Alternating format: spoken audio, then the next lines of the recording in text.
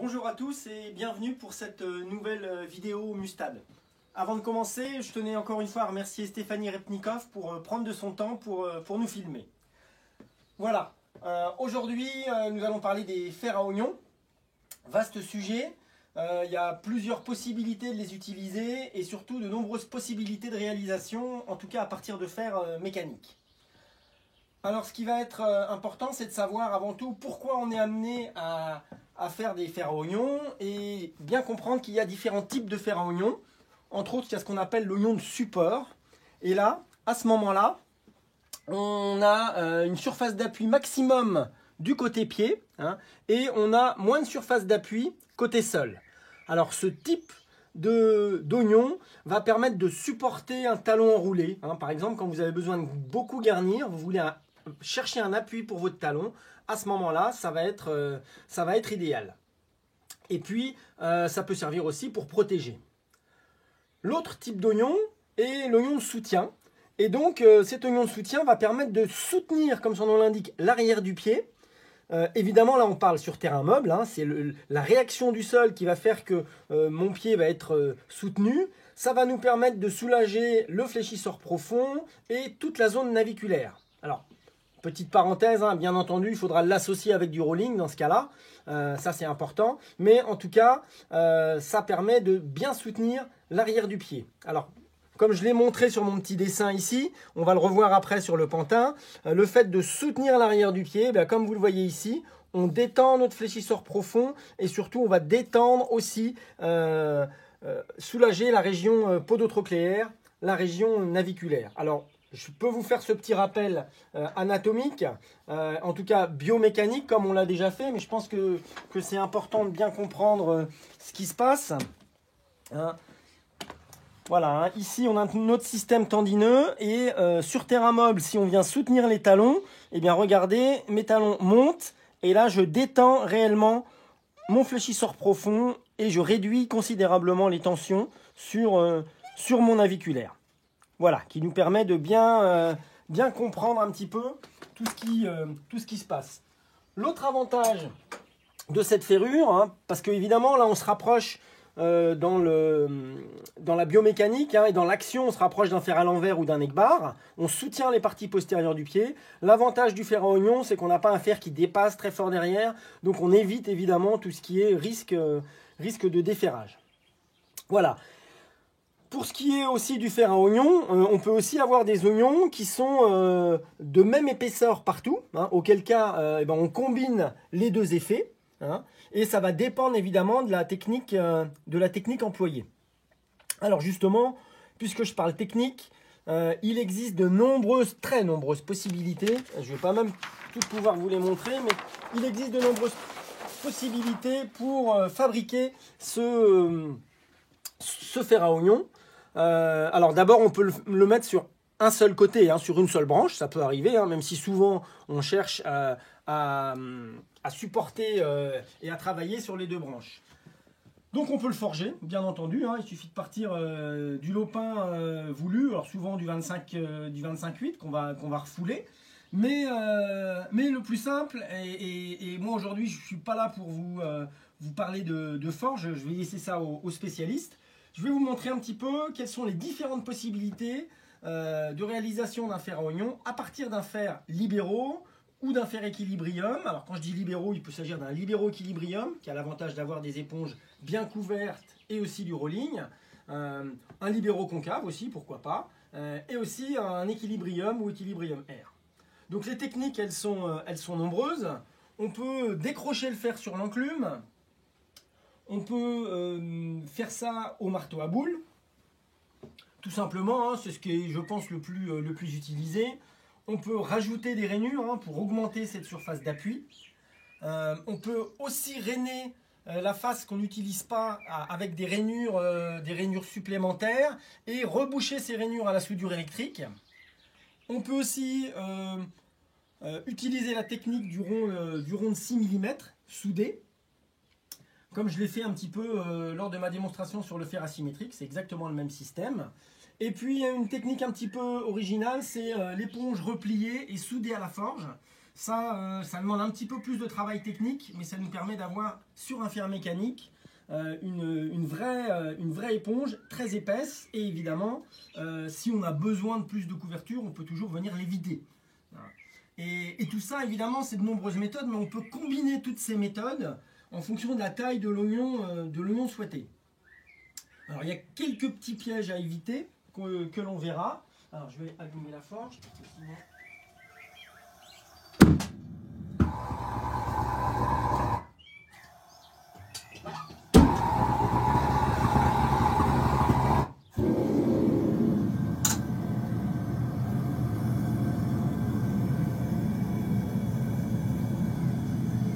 Alors comme je vous le disais, il y a quelques petits pièges à éviter. Au niveau du choix de la pointure, évidemment, à chaque fois qu'on fait un oignon, on a toujours tendance à agrandir un petit peu la pointure. Alors contrairement aux autres modifications, on ne va pas gagner une pointure, hein.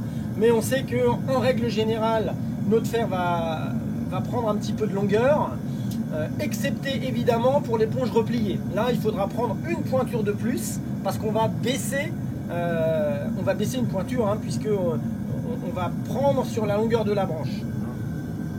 L'autre difficulté, c'est de garder l'épaisseur en rive externe, hein. Il faut, surtout quand on fait des choses au marteau à boules, on a toujours tendance à vouloir trop en prendre parce qu'on veut des beaux oignons. Et puis on oublie que notre talon, il a aussi besoin de support. Voilà, ça fait partie un petit peu des petits pièges. Alors je vais commencer par vous montrer le fer décroché sur l'enclume. Donc pour cela,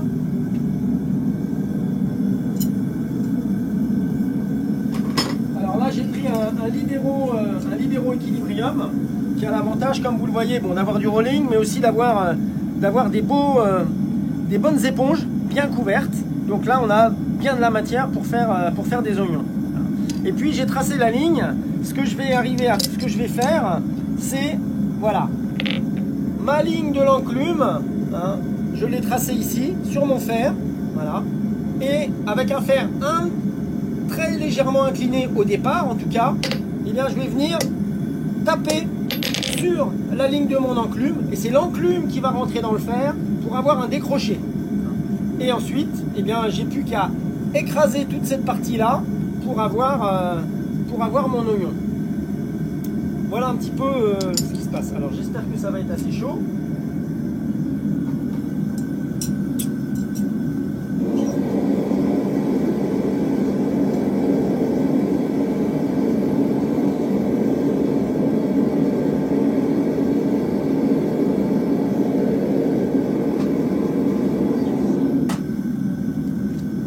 Alors comme je vous le disais, je viens ici, on fait attention de ne pas en prendre de trop.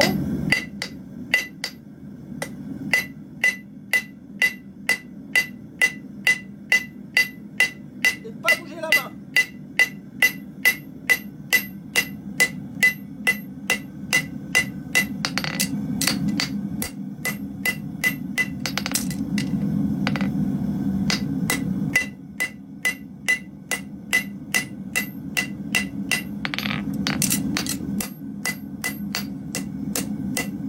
Évidemment, il faut venir remettre.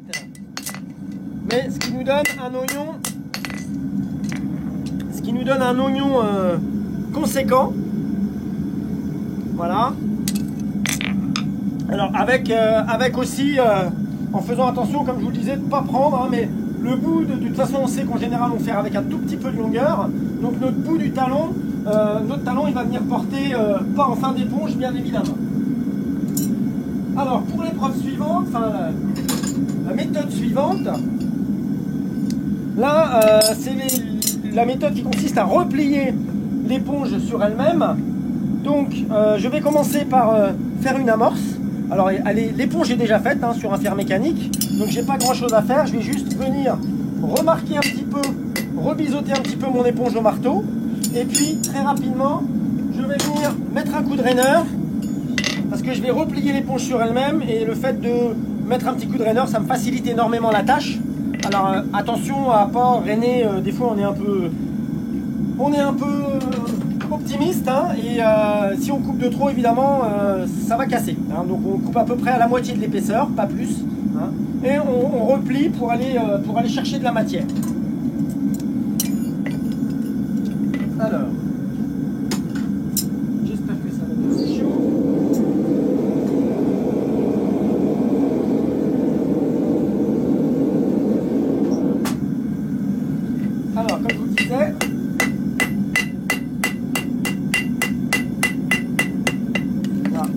préparer mon amorce. Puis, je vais venir... On n'a pas besoin de plus, hein.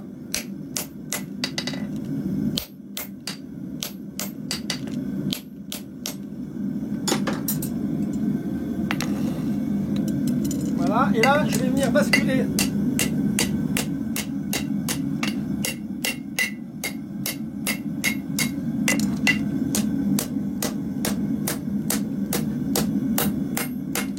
Voilà, donc en une chaude, ça se fait bien.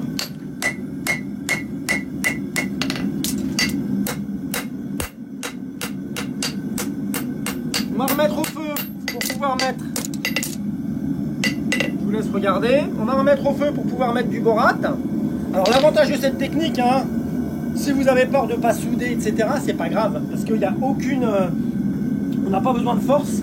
Donc voilà, hein, que ça soude ou que ça soude pas, c'est plus joli évidemment quand ça soude. Hein, mais en termes de solidité, on n'a aucune contrainte. Donc on part sur ce type de fer très très détendu.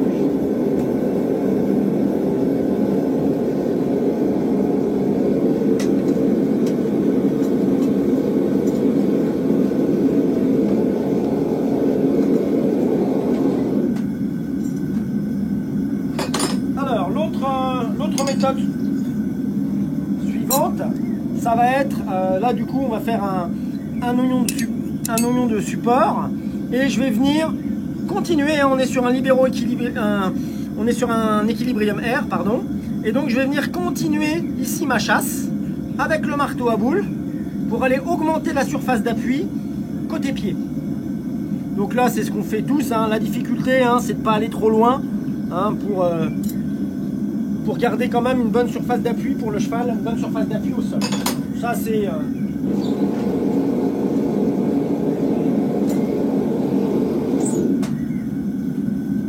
c'est ce qu'on fait tous. Alors moi j'aime bien me mettre sur le bord de l'enclume, je trouve ça plus facile.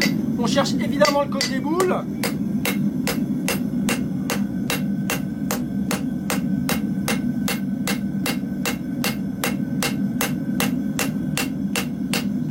Voilà, et on voit apparaître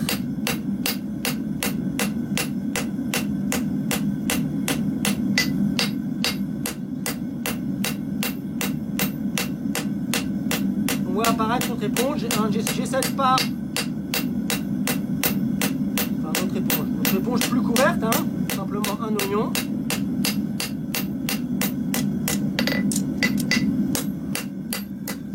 Voilà. Donc ici on a la continuité de notre chasse et puis comme vous le voyez hein, là on a de la surface pour venir poser un talon éventuellement plus de ce côté là hein, si on a un talon enroulé bah, c'est beaucoup plus facile, on a une bonne surface pour venir poser ce talon. Voilà, donc je vais borater rapidement notre fer.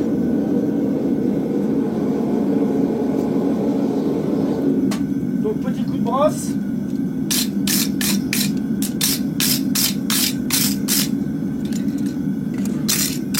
Là ça chauffe presque trop. Voilà.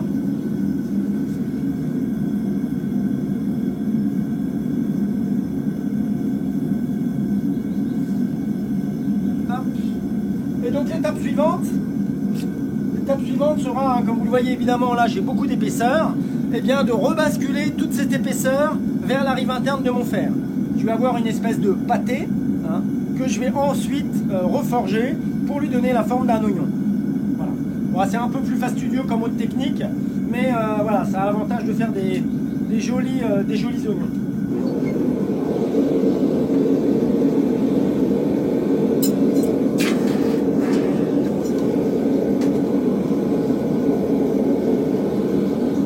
Alors le temps que ça chauffe, je vais vous expliquer aussi une autre technique, qui est la technique du raineur soudé. C'est-à-dire, eh bien, j'ai besoin d'avoir une éponge qui est plus couverte, et donc en l'occurrence d'un oignon.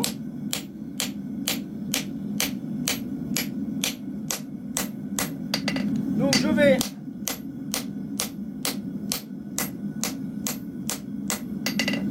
faire une belle rainure assez profonde que je viendrai remplir tout à l'heure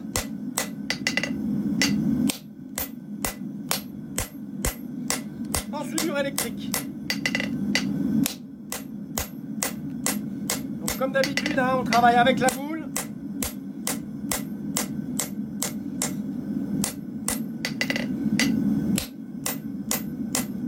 Voilà, là je suis prêt pour aller le remplir à la soudure électrique. Voilà, vous voyez, on a déjà énormément augmenté la surface d'appui. Voilà, comme vous le voyez.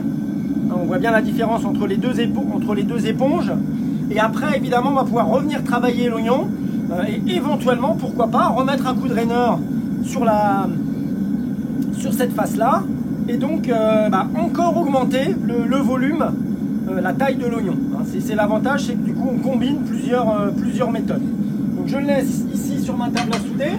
Je reviendrai tout à l'heure si j'ai un petit peu de temps. Et là, je vais venir souder.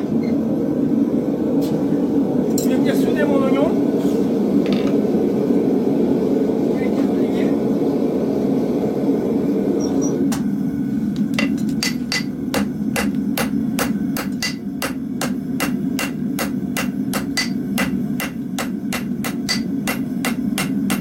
Voilà. Donc. Vous voyez, j'ai un gros pâté. Hein. Maintenant, je vais devoir ouvrir ma branche. Très en V, hein, faut pas hésiter à vous lâcher. Voilà. Et là, je vais venir travailler mon fer dans ce sens-là pour redonner la forme à l'oignon. On n'hésite pas à bien ouvrir. Et évidemment, on va devoir rechauffer. Hein. Voilà. Éventuellement, on met un petit coup de... Ça peut aider. Juste pour l'amorce.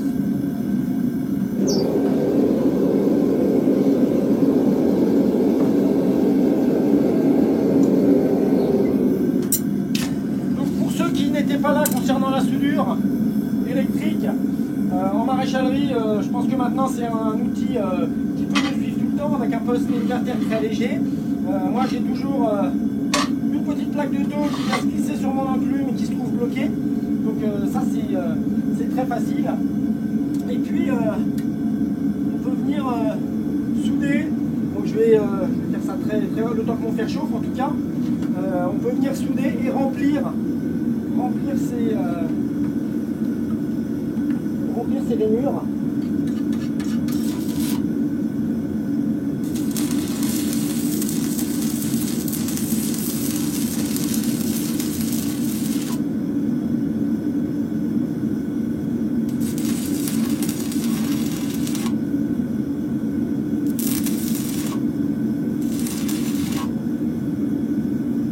Stéphanie va vous montrer. Là, j'en ai fait qu'une. Évidemment, il faut faire les deux rainures. Hein. Mais j'hésite pas à bien remplir mes rainures, voire même au-delà. Parce que cette matière-là, je vais réchauffer de toute façon à la forge et je vais venir tout écraser. Donc, si j'ai largement rempli en soudure, ça n'est que de la matière supplémentaire. Donc là, il me reste à faire l'autre rainure. Mais...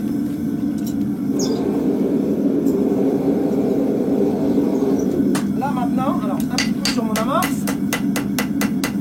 Voilà, et je vais venir travailler.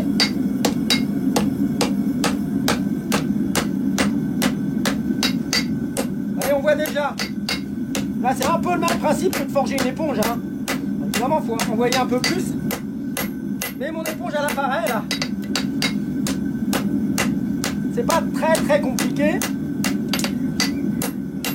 Hop, on peut revenir ici. Et moi, je viens.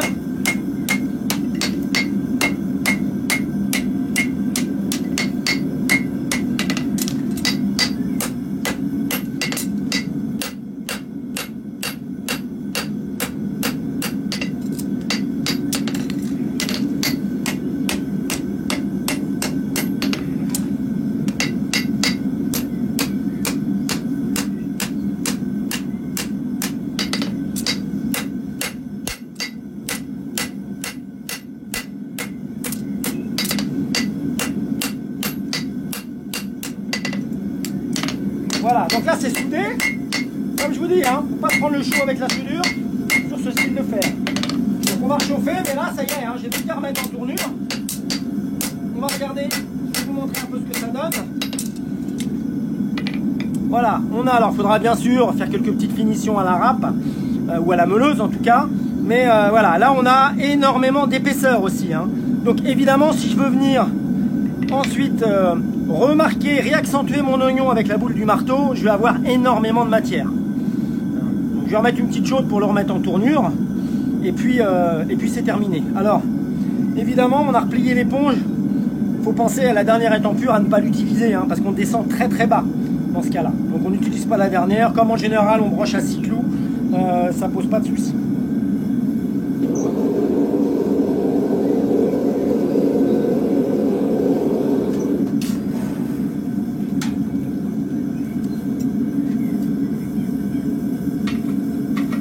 Voilà, je ne vous ai pas montré aujourd'hui la technique du rond de 6.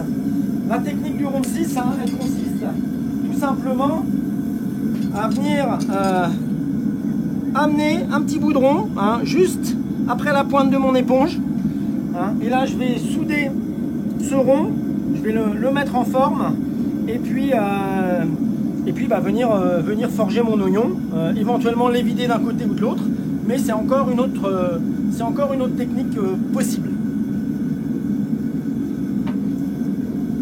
Donc, comme vous le voyez, hein, en termes d'oignons, il y a énormément de techniques possibles. C'est l'avantage.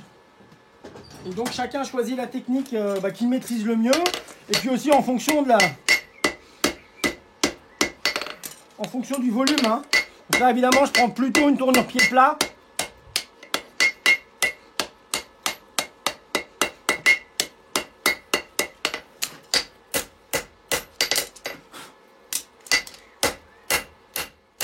Mais c'est vrai qu'on a l'avantage d'avoir, avec cette technique-là, un peu plus longue, je vous l'accorde, hein. Mais